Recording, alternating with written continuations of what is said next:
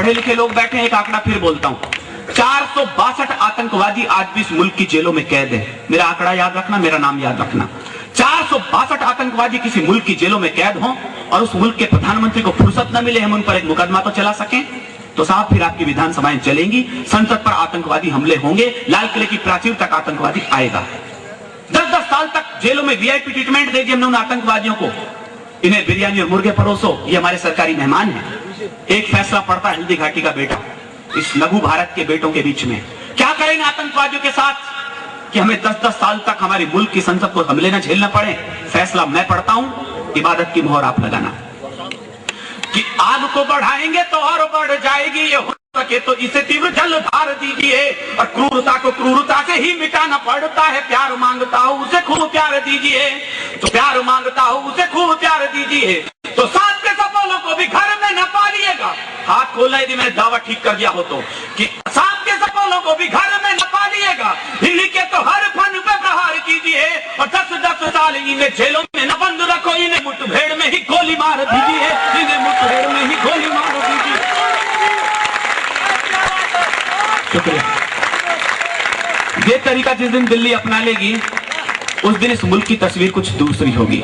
लेकिन आतंकवादी संसद की गलियारे तक चलाया, तब भी हमारी नींद नहीं टूटी। तो मैंने कविता लिखी, आपको सुनाता हूं, उसके बाद प्रवीण को बुलाता हूं कि कब तक हम दोहराएंगे इस कायरता की भाषा को। मुझे इनकार नहीं गांधी की अहिंसा से, लेकिन पड़ोसी मुल्क यदि उसका अर्थ कायरता लगा ले तो इस मुल्क को पटेल और सुभाष की भाषा याद करनी चाहिए। ये मेरे कहने का तेवर होता है। मैं यही से अपनी बात शुरू करता हूं कि कब तक हम दोहराएंगे इस कायरता की भाषा को, कब तक हम ढोते जाएंगे गांधी की परिभाषा को, जितना शीश झुकाएंगे हम पिंडी के दरवाजे पर, कब तक मौन रहेंगे बोलो दिल्ली के आदेशों पर। अब तो उसने संसद पर भी आकर हमला बोल दिया, अब तो उसने संसद पर भी आकर हमला बोल दिया, और हमारे बड़बोलेपन की पोलों को खोल दिया, और हमारे बड़बोलेपन की पोलों को खोल दिया। और मन करे तो इन 2 लाइनों पर अपने हाथ खोलना, ताकि मरता हुआ देश एक बार जीना सीख जाए। और कोई इलाज नहीं पड़ता हमारे पास आतंकवादी हमलों का, कि और हमारे बड़बोलेपन की पोलों को खोल दिया, और हमारे बड़बोलेपन की पोलों को खोल दिया, तो फिर हमको भी उसकी ही सीमा तक बढ़ जाने दो, तो फिर हमको भी उसकी ही सीमा तक बढ़ जाने दो।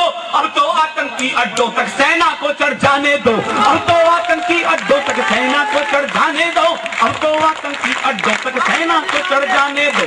करगिल का युद्ध शुरू हुआ, नेताओं के भाषण शुरू हो गए, घबराना मत, तिरंगे लेकर तुम तो डटे रहो चोटियों के ऊपर, हम दिल्ली में भाषण से वो बाढ़ ला देंगे, वो वीरता गा देंगे, तुम देखते रह जाओगे। लेकिन हंसना और रोना इस मुल्क की तकदीर पर। 8 आतंकवादी संसद के गलियारे तक क्या पहुंचे, 450 सांसद रास्ता खोज रहे थे, भागे तो भागे किस दरवाजे से। ये इस मुल्क के भाषण वीरों की स्थिति थी। वो तो भला हो इस मुल्क के पुलिस के जवानों का, जिनके सीने पर लगी बंदूक की गोलियों के निशान ने इस मुल्क के लोकतंत्र के मंदिर को ढहने से बचा लिया। वरना हम लोग कविताएं सुन रहे होते हैं। 4 पंक्ति लिखी मेरे बड़े भाई समर ने, उन सेना के पुलिस के जवानों के नाम लिखता हूं, शायद आपकी तालियां उठें, कि उनके गर्म लहू के छींटे साहस की तहरीर बने, वो जीते जी लोकतंत्र के मंदिर की प्राचीर बने, और 8 जवानों की कुर्बानी ने भारत का मान रखा। अपनी लाशें बिछा नींव में, ऊपर हिंदुस्तान रखा, अपनी लाशें बिछा नींव में, ऊपर हिंदुस्तान रखा। लेकिन तब भी हमारी नींद नहीं टूटी।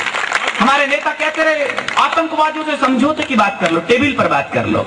तो मैंने गुस्से में 2 लाइन नेताओं के खिलाफ लिखी, सुनना आप तक पहुंचाता हूं, कि तुमको फर्क नहीं पड़ता है उनके मरने जीने में। और मैंने सलीके से राजनीति को गाली दे दी है, शायद समझ जाएं आप लोग, कि तुमको फर्क नहीं पड़ता है उनके मरने जीने में, जो संगीने झेल रहे थे अपने नंगे सीने पे, जो संगीने झेल रहे थे अपने नंगे सीने पे। तुम तो छिपकर बैठ गए थे संसद के तय खाने में, तुम तो छिपकर बैठ गए थे संसद के तय खाने में। हमने 5 शेर खोए तब चंद सियार बचाने में, हमने 5 शेर खोए तब चंद सियार बचाने में, हमने 5 शेर खोए तब चंद सियार बचाने में। और 2 लाइन समझ जाओ तो मेरा आना सार्थक होगा। मैं बहुत गुस्से में बोलता हूं कि हमने 5 शेर खोए तब चंद सियार बचाने में। अच्छा होता कुछ आतंकी संसद के अंदर जाते, अच्छा होता कुछ आतंकी संसद के अंदर जाते, और हमारे कुछ कायर नेता भी अंदर मर जाते, और हमारे कुछ कायर नेता भी अंदर मर जाते, और हमारे कुछ कायर नेता भी अंदर मर जाते।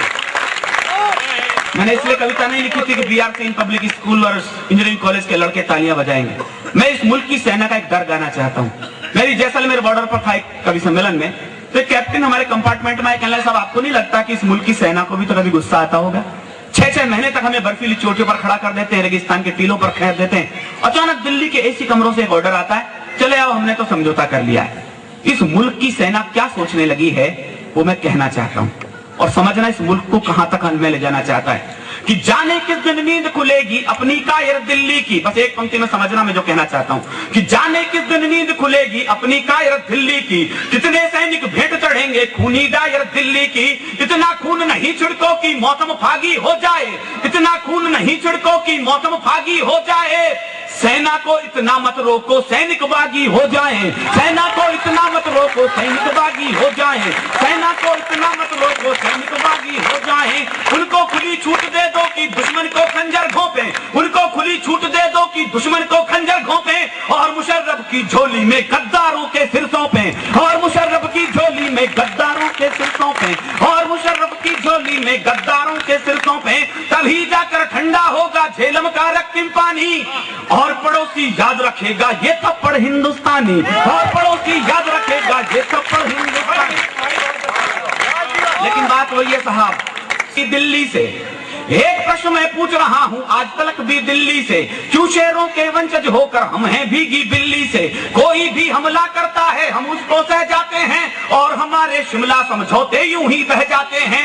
लाल किले की प्राचीरों तक भी दुश्मन चढ़ आता है, हर कोई ऐरा गहरा नत्थू खैरा आंख दिखाता है। शांत हिंसा वाली भाषा जनता समझ नहीं पाती, क्या सुभाष की भाषा तुमको बिल्कुल याद नहीं आती, क्या सुभाष की भाषा तुमको बिल्कुल याद नहीं आती। मैंने ठीक कारण खोज दिया हो कि अटल जी इसलिए ऐसे हो गए हो, तो नई पीढ़ी भी अपना स्नेह मुझे दे कि शांत हिंसा वाली भाषा जनता समझ नहीं पाती, क्या सुभाष की भाषा तुमको बिल्कुल याद नहीं आती। मानी भूल गए थे तुम ही अपनी सिंह दहाड़ों के, जो सीने दहला देती थी सागर और पहाड़ों के, जो सीने दहला देती थी सागर और पहाड़ों के। जब जंगल का राजा बकरी के घर जाने लगता है, जब जंगल का राजा बकरी के घर जाने लगता है, तो कुछ दिन में वो भी बकरी सामने में आने लगता है, तो कुछ दिन में वो भी बकरी सामने में आने लगता है। और अंतिम पंक्ति सुन लेना साहब, मैं उड़ीसा में था, पूरा पांडाल एक बार देशभक्ति की ताली से गूंज जाएगा, मुझे अच्छा लगेगा, मेरा आना सार्थक होगा। सुनना कि तुमने 10-10 लाख दिए हैं सैनिक की विधवाओं से, पूरी ऊर्जा से पढ़ता हूं, पूरी ऊर्जा से मुझे आपकी प्रतिक्रिया चाहिए कि तुमने 10-10 लाख दिए हैं सैनिक की विधवाओं को, सोचा कीमत लौटा दी है वीर प्रसूता माओं को, यानी कीमत लौटा दी है वीरों की विधवाओं को, यानी कीमत लौटा दी है वीर प्रसूता माओं को। लो मैं 20 लाख देता हूं तुम किस्मत के हेतों को, लो मैं 20 लाख देता हूं तुम किस्मत के हेतों को। हिम्मत हो तो मंत्री भेजे लड़ने अपने बेटों को, हिम्मत हो तो मंत्री भेजे लड़ने अपने बेटों को।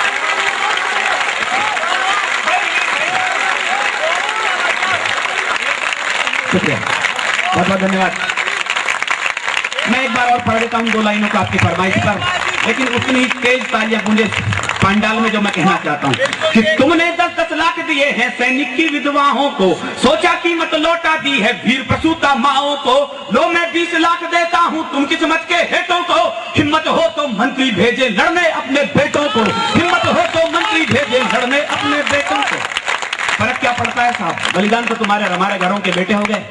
दिल्ली के एसी कमरों में बैठकर 2 कौड़ी की शाही को हजारों के रक्त पे फिराने में वक्त कितना सा लगता है। अंतिम 4 का शीर्षक हो सकता था कि धरती के बेटे सीमा पर अपना लहू बहाते हैं, लेकिन कायर दिल्ली वाले शांति दूत कहाते हैं। अच्छा होता हम अपने हर सैनिक का बदला लेते, और पड़ोसी को उसकी सब औकातें बतला देते। भारत के मुंह पर हिंसा के फिरना ये चाटे होते, अगर हमने 16 के बदले 32 सिर काटे होते, अगर हमने 16 के बदले 32 सिर काटे होते, अगर हमने 16 के बदले 32 सिर काटे होते। पूरी दुनिया में ही अपना ये संदेश अगर जाता, पूरी दुनिया में ही अपना ये संदेश अगर जाता, एक मुशर्रफ तो क्या पूरा पाकिस्तान सुधर जाता, एक मुशर्रफ तो